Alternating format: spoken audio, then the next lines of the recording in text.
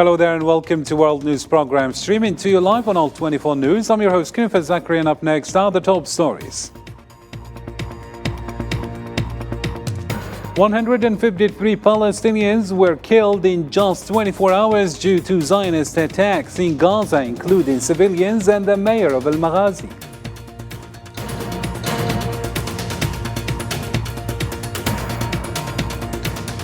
Over 100 bodies were found in Khan Yunis, with 45,000 homes destroyed, and international observers witnessed Gaza hospital horrors as 400 bodies were found just near Shifa Medical Complex. That's next.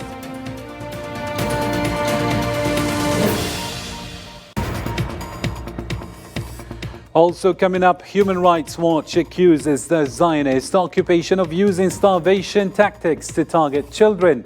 UNICEF urges Security Council ceasefire resolution implementation as aid preparations are overshadowed by death and destruction.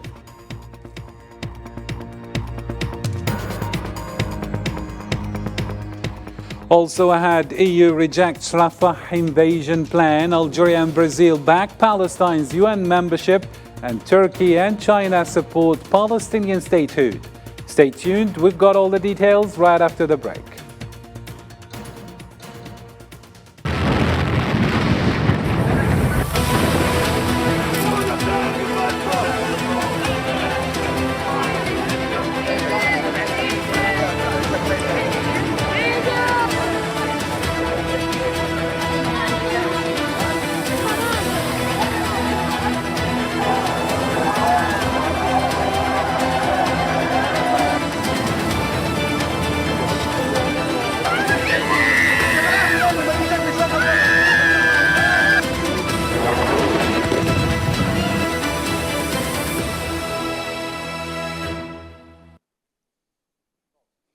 Hello again and welcome to the details. First off, in our topical news, in the last 24 hours, the Palestinian Ministry of Health in Gaza reported that 153 were dead and 60 others were injured due to ongoing Zionist aggression. This brings the total casualties since October 7th to 33,360 martyrs and 75,993 wounded.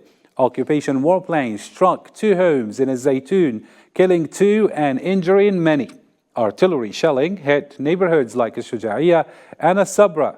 A drone strike on Salah ad-Din Road killed 1 and wounded others. Northern Gaza faced airstrikes as well, alongside artillery shelling in central areas. In Deir al-Balah, artillery hit near a school sheltering displaced people, killing 2 and injuring more. Residential towers in Al-Zahra were also bombed.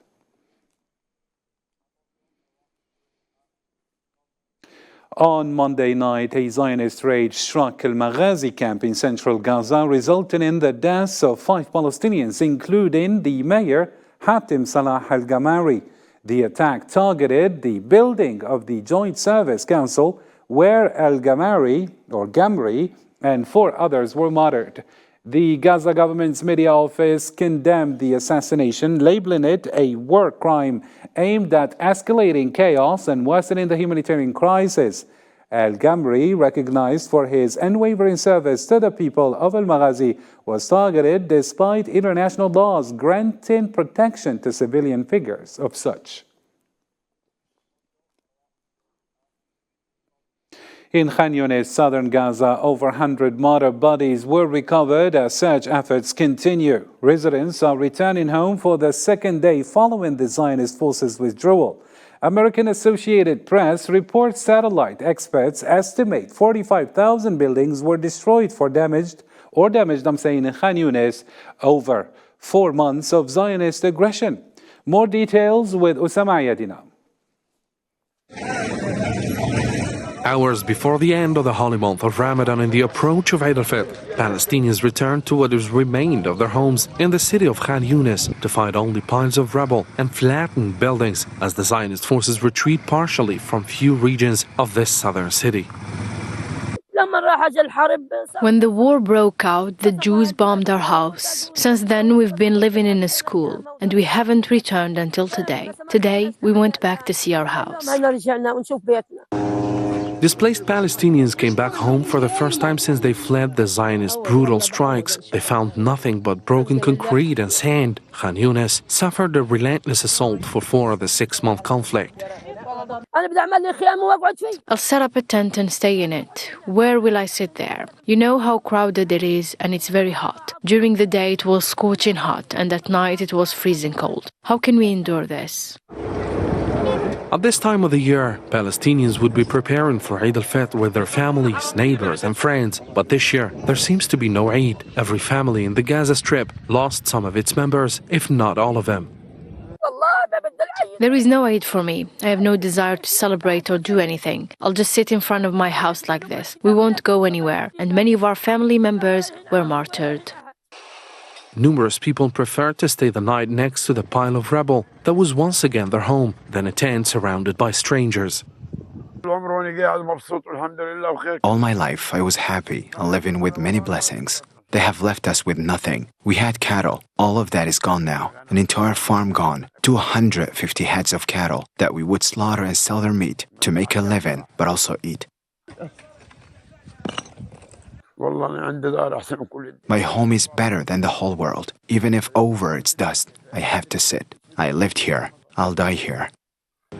For the rest of the region, rescue workers recovered at least 100 bodies from various parts since Monday morning. 3 bodies were retrieved from eastern Beni Suhaila and taken to the European Gaza hospital. A number of families confirmed that their children had been absent from their homes for more than a month, only to find their bodies after the occupation forces withdrew from the area, leaving behind more than 45,000 buildings reduced to ashes. Medical teams recovered 409 water bodies near Al-Shifa medical complex post-Zionist withdrawal from Gaza's largest hospital. Palestinian media reports ongoing search for missing individuals. An international team, including World Health Organization and UN representatives, assesses damage and aids in identifying human remains in and around the complex.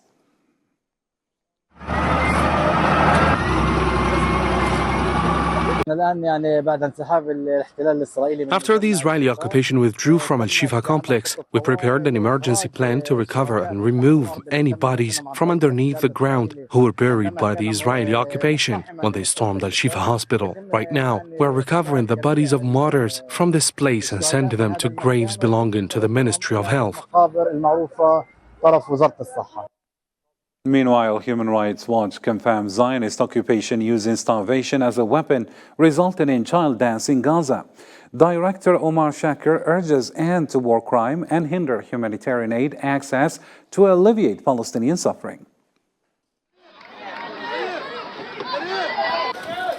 It has been established that Israel has used starvation as a weapon of war, killing children in Gaza. Children, as well as pregnant and breastfeeding mothers, suffer from acute malnutrition and dehydration. Hospitals are not equipped to treat them. Before the current Israeli aggression, about 1 in every 2 million of Gaza's population, which was then about 2 million, faced severe food insecurity. More than 80% of them relied on humanitarian aid. Israel exercises full control over Gaza, including movement of people and goods, territorial waters, airspace, and the infrastructure essential for the sector.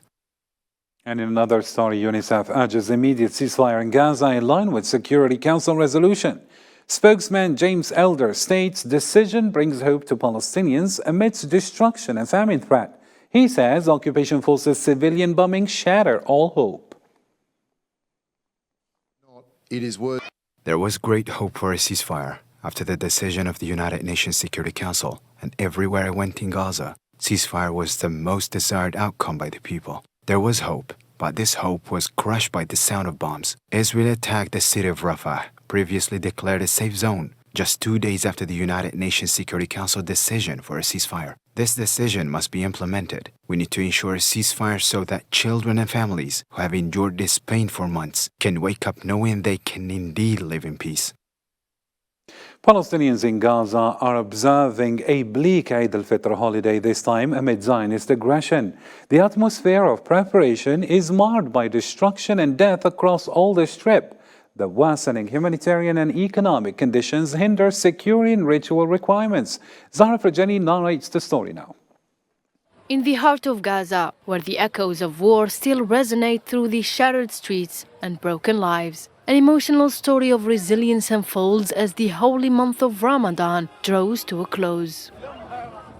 Despite the harrowing devastation that surrounds the people of Gaza, there remains a flicker of hope to celebrate Eid al-Fitr, a symbol of joy, introspection, and unity. How is aid coming for us? With unfairness, destruction, and without a ceasefire. It doesn't work like that. We want to celebrate, as we used to do, as Palestinian people living a peaceful life, a simple life with humanitarian resources, reaching everyone's houses without discrimination. Despite limited resources and infrastructure, makeshift markets across the Gaza Strip have sprung up, offering essentials and festive goods for Eid celebrations. Eid is different this year because of the war. Normally at this time of the year we would be buying clothes for our children, but today we're just looking for food to feed them for a day, or we look for a place to keep them, since there are no houses, no food, and no water. Eid has no meaning this year. In a small makeshift kitchen in the central city of Gaza, these determined women have united with a shared purpose to craft sweets for the children, offering them a respite from the ravages of war that have stripped away the very essence of their existence during the joyous occasion of Eid al-Fitr. In the past, at a time like this, we used to prepare sweets, clothes, all the preparations, and cake for Eid. But today we live in tents, and there are no minimum necessities for life. We live in a very bad situation. In the face of unimaginable hardship, the people of Gaza remain steadfast in their resilience and determination to celebrate Eid al-Fitr. Despite the devastation brought by the Zionist war, the spirit of unity, compassion, and hope prevails as Gazans come together to mark this holy occasion. The European Union renews rejection of plans to invade Rafah, southern Gaza. EU Foreign Policy official Josep Borrell emphasizes military solution to Gaza conflict is not viable, speaking at Brussels Forum.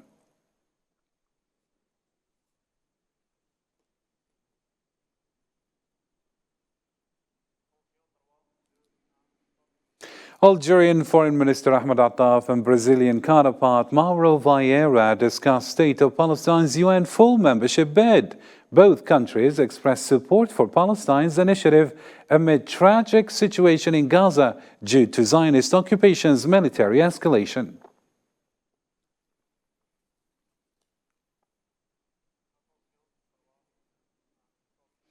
UN Security Council refers State of Palestine's full membership application to relevant committee.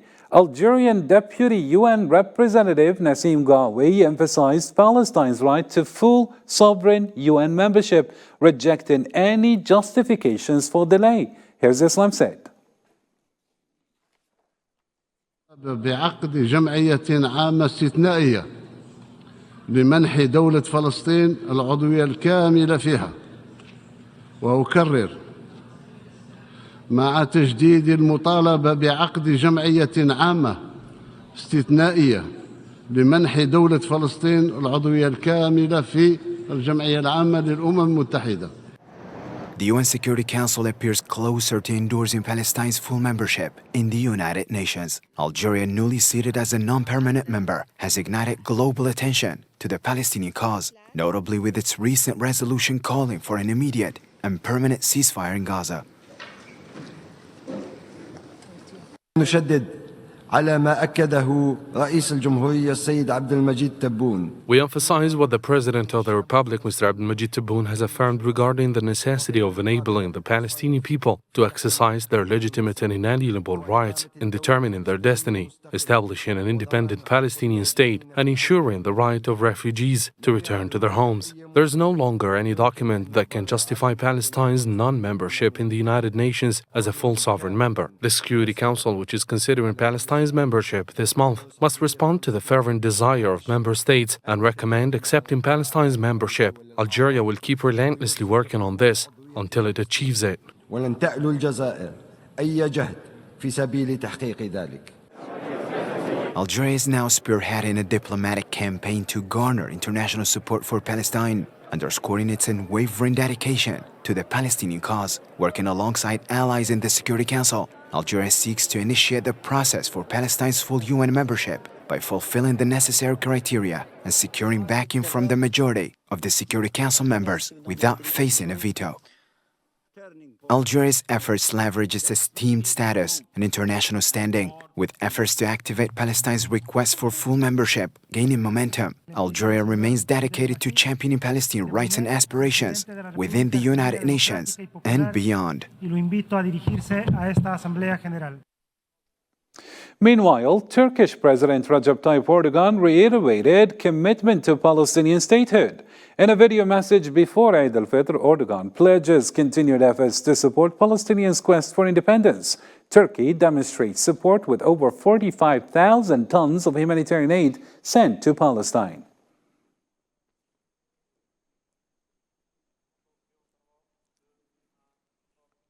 On Tuesday, Chinese Foreign Minister Wang Yi reaffirmed China's backing for Palestinian statehood during talks with Russian counterpart Sergei Lavrov.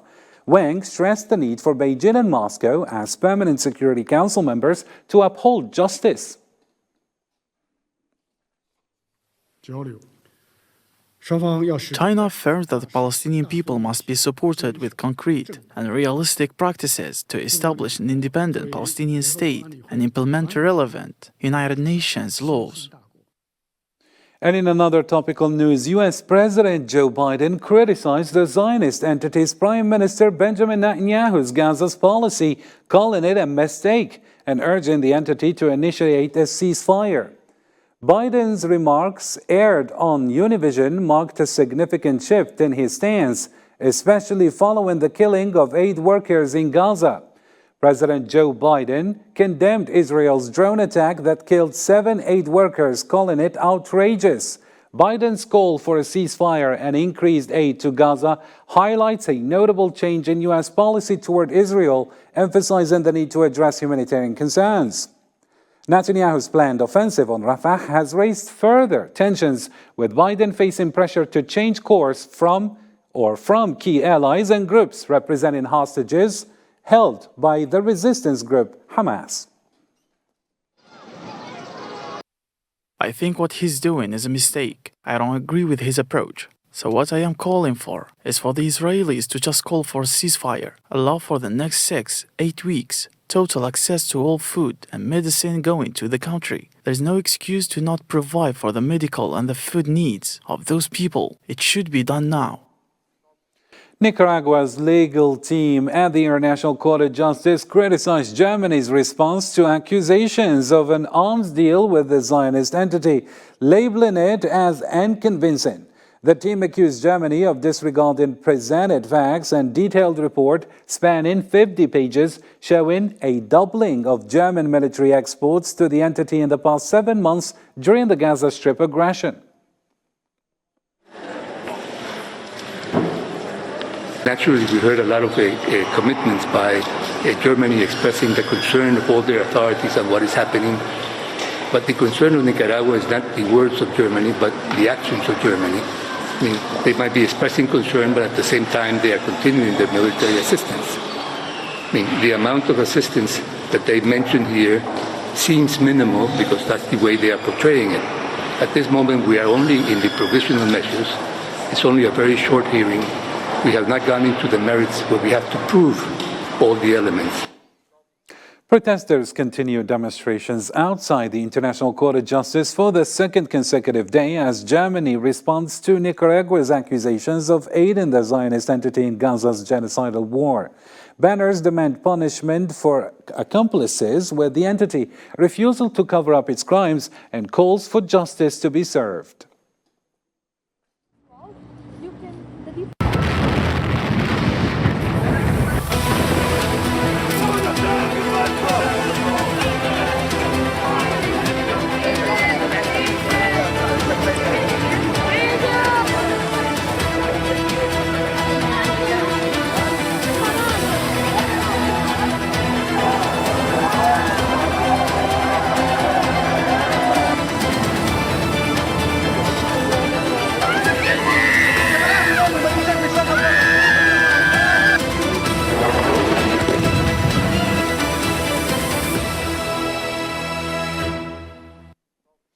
To other world news now. Algerian President Abdelmajid Tebboune received phone calls from his Tunisian counterpart Qais Said and Egyptian counterpart Abdel Fattah al-Sisi, congratulating him on Eid al-Fitr.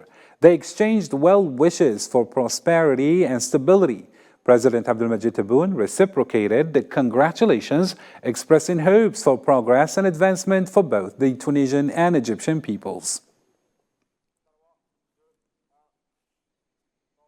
Algerian President Abdelmajid Tebboune praised the effectiveness of abundance and price control measures safeguarding citizens from financial strain during Ramadan compared to previous years.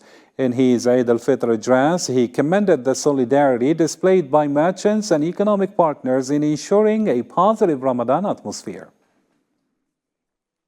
إن شاء الله للسنة لقد عشنا شهر رمضان هذا العام في جو روحاني متميز وفي طمأنينة المواطن أمام الوفرة والتحكم في الأسعار، حيث أصبح للمواطن خيارات حمته من حسابات أصحاب المصالح الضيقة التي كان رهينا لها للسنوات في مثل هذا الشهر.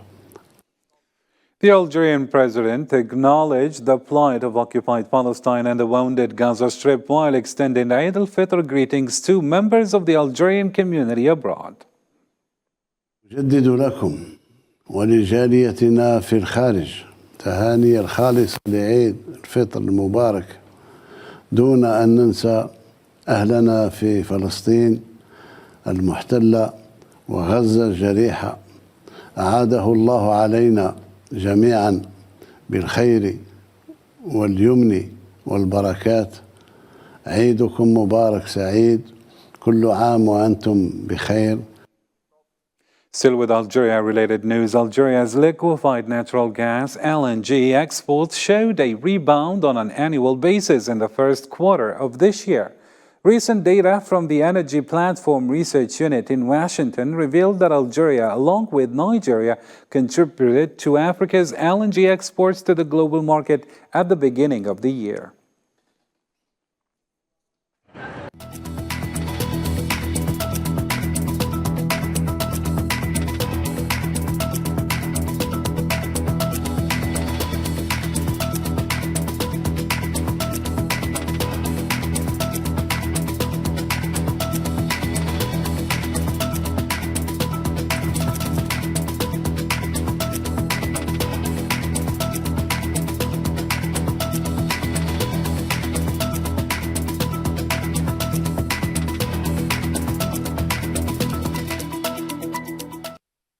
And in other news, Russia has launched an investigation into terrorist financing targeting Western nations, alleging funds from American companies in Ukraine were used for terrorist acts in Russia. The Moscow Investigative Committee is probing millions of dollars in income sources implicating government officials and commercial organizations from the West. Specific mention was made of a company employing Hunter Biden, the son of the U.S. president. Funds from organizations like Burisma Oil and Gas Holding operating in Ukraine allegedly financed terrorist attacks in Russia. The investigation allows Moscow's accusation of the West and Ukraine for an attack near the Russian capital, resulting in 144 deaths last month. Chinese Foreign Minister Wang Yi reaffirmed China's commitment to strengthen cooperation with Russia and uphold fairness and justice during a meeting with Russian counterpart Sergei Lavrov on Tuesday. Wang Yi assured Lavrov that China would support stable development in Russia under President Putin's leadership, as reported by the Russian Novosti agency. 双方要始终在大是大非面前 Beijing and Moscow will continue to strengthen their strategic cooperation in the international arena and provide strong support to each other. The people's support is the source of progress in Russia. I believe that under President Putin's strong leadership, the Russian people will have a bright future. 积极呼应各国人民的普遍愿望。